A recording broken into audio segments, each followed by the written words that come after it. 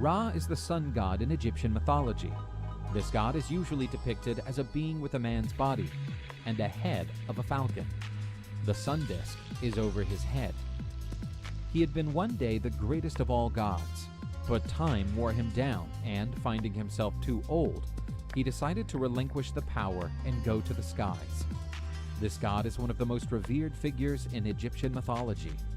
As the sun god, one of his duties was to drive away the darkness, and to accomplish his work, the god crossed the skies on his sunboat, lighting the whole world. But when the twilight came, he and his vessel plunged into the sea waters towards the underworld. There he would have to sail through the dark world and cross the 12 gates, which would be the 12 regions of the netherworld. Ra took an hour to go through each gate. Osiris was in one of them, the lord of the underworld, whom Ra always visited to pay his respects. But before leaving the underworld's darkness, the god was attacked by the terrible snake Apophis. This force of chaos tried to destroy the god's vessel, and each day the serpent seemed closer to accomplish her desire. Apophis once managed to swallow the sunboat, putting an end to the sunlight in the morning. But the serpent failed to hold the god in her stomach and regurgitated him. This event was marked as a solar eclipse. However, destroying Ra's boat became more difficult, since Set, the god of destruction, after losing the dispute of the supreme throne for Horus, had been condemned to navigate with Ra across the skies.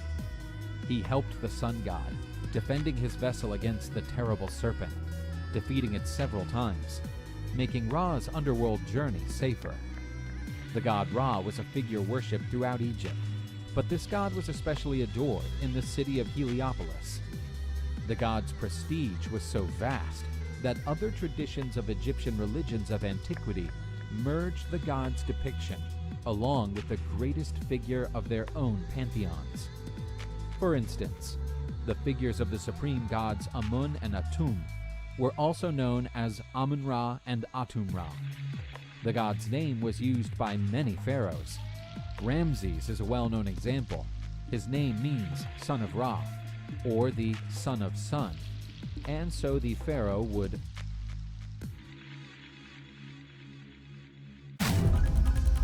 Previous gods was Ra, the god of the sun. This deity had great influence, particularly in the 5th dynasty. The Valley of the Kings, the location of the tombs that hold Egypt's pharaohs, often portrays Ra's sunlight in its artwork. But it was the Eye of Ra, his female counterpart, who held the majority of his power. The following list explains the 10 most fascinating facts about this feisty matron. 10. The eye is independent of Ra himself. The goddess Hathor shone with the sun. While the sun god Ra remains the iconic and almighty male god of the sun, the Eye of Ra represents his femininity. The eye is seen as an extension of Ra's great power, but at the same time, she is entirely independent. She remains loyal, fierce and autonomous, and has taken on a separate role than just that of Ra's eye. Her power behaves as a self-ruling and all-knowing entity, who is incarnate of several goddesses throughout all of Egyptian mythology. These goddesses include Hathor, Sekhmet, and Bastet, along with others that play a strong feminine role. The Eye of Ra acts as a mother, a sibling, a consort, and a daughter of the sun god. She has consistently played a part in the continued cycle that we associate with the dawning of a glorious new day. She is seen as a form of rebirth, a rising of the sun that spreads out over the land. 9. The Eye of Ra is associated with light. The Eye of Ra, as she is derived of the god of the sun, is associated with the illuminating presence of this majestic orb. The sun, as well as the moon, were often said to be the eyes of the gods and goddesses. The Eye of Horus, which is similar to the Eye of Ra, is referred to as the moon, or the lunar god. And because the Eye of Ra is often used in conjunction with the Eye of Horus, it is looked at as the solar eye. There are several gods and goddesses throughout Egyptian history, but Ra has almost always been deemed the ruler of the sun. We see a sun-like disk that is portrayed in the historical architecture of the Egyptian people, usually with a red or yellow glow. These drawings consistently emphasize the importance of the sun in the culture and religious beliefs of its people. The sun disk has been shown in different forms, usually convex or as a circle, and is usually drawn over the heads of several different gods who have links to the sun, predominantly Ra. Some historians believe that this disk or sphere is envisioned as the physical form of Ra himself. So, much like the sun, the Eye of Ra is a source of great light and warmth and can also be equated with fire or with the magical appearance of a pink horizon. 8. The Eye of Ra represents procreation. She is the embodiment of Ra's creative actions. Because she plays the role of a mother, she represents fertility and birth. The rising of the sun each morning has always been linked to Ra's birth. Drawings that depict Ra with the solar disk imply it is believed to represent the womb. Ra often comes forth from the body of the sky goddess Nut. There are several depictions showing Ra as a child coming from the solar disk, perhaps with a placenta still attached. The Eye of Ra has gone by the name of Hathor, who is a goddess of the sky and the sun. Hathor has a bond with Horus, the god who is associated with the heavens. Hathor's relationship with Horus is quite similar to the relationship between Ra and his eye. Ra was sometimes said to enter the body of the sky goddess at sunset, viewed as a pregnancy and a rebirth occurring at dawn. The eye is seemingly part of a suggestion that evokes creation and reproduction. While Ra gives birth to a daughter, she gives him a son and the cycle continues. 7. The Eye of Ra offers protection. The Eye of Ra is often the aggressor and is said to represent the destructive side of Ra. This is often looked upon as the sun's massive heat. The sun disk, also known as the Uraeus, is a symbol used to describe this power and is represented in many ancient Egyptian paintings. The Eye of Ra's aggressiveness extends not only to humans but to deities. She embodies enormous violence throughout many of her appearances. But it is this violence that protects Ra against anything that may threaten his rule. The lands of Egypt are notorious for being strident for its climate as well as its people. Many historical drawings and paintings throughout tombs have likened it to sharp arrows which may have been used to ward off evil. The Eye of Ra is associated with the spitting of fire or power, and the Egyptian people often used the Uraeus to depict this dangerous power. In several drawings we see the double cobra or uraei coiled around the sun, hence offering great protection. The Eye of Ra is looked at as a dangerous force that encircles the sun god and will stop at nothing to protect it. 6. The Eye of Ra means female. The Eye of Ra, for the most part, means the female counterpart of Ra. The eye represents femininity and mothering, while at the same time, the eye also means the presence of aggression and danger. This could be explained in the way an overprotective mother is viewed. We often recognize the symbol of the Eye of Ra as a beautiful eye, outlined in black charcoal. This dark, sultry eye embodies a wave of seductiveness and mystery. Some have equated the Eye of Ra as a perfect example of the loving, caring mother who offers softness, while at the same time, if she is made unhappy, can be a benevolent woman who seeks ultimate revenge. 5. The difference between the Eye of Ra and the Eye of Horus. The Eye of Ra and the Eye of Horus look very much the same, and have been linked closely together in the belief system of the ancient Egyptians that goes back roughly 5,000 years.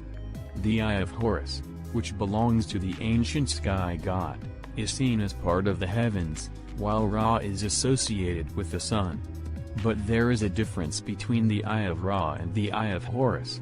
A symbol, known as the Wajet, was one of protection and often takes the figure of a cobra. The Wajet is known as the all-seeing eye or more commonly, the Eye of Horus.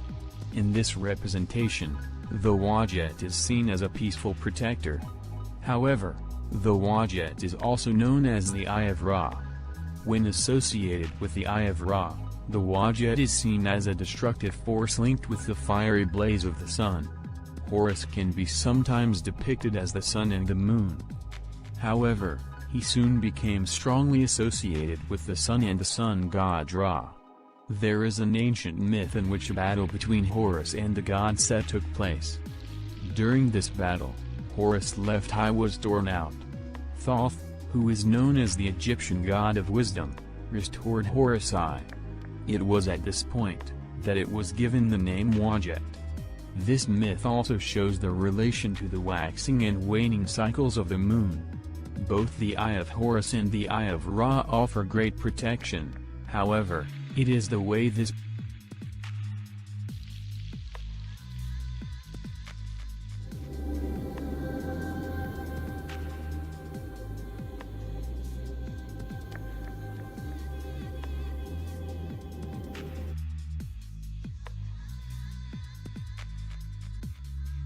darkness embraced a primeval ocean out of which life would come.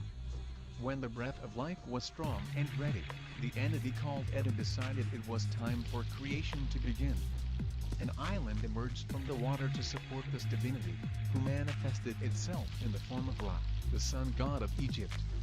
On a primeval hill, Ra created out of himself the first gods, Shu dryness and air, and his partner Tefnut humidity, who would engender other gods to complete the cosmos, Jab the earth god and Nut the sky goddess.